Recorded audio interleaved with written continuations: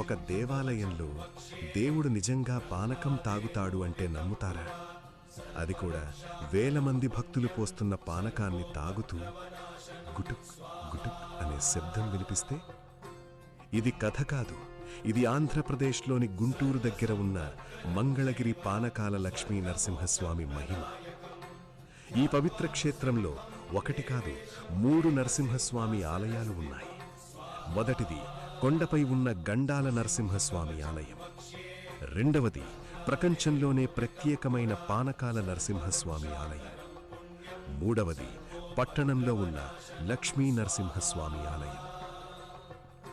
పురాణాల ప్రకారం హిరణ్యకశిపుణ్ణి సంహరించిన తరువాత నరసింహస్వామి తీవ్ర రౌద్ర రూపంలో ఉన్నారు. దేవతలందరూ శాంతించమని ప్రార్థించినా స్వామి శాంతించలేదు. అప్పుడు మహాలక్ష్మీదేవి ఈ క్షేత్రంలో తపస్సు చేసి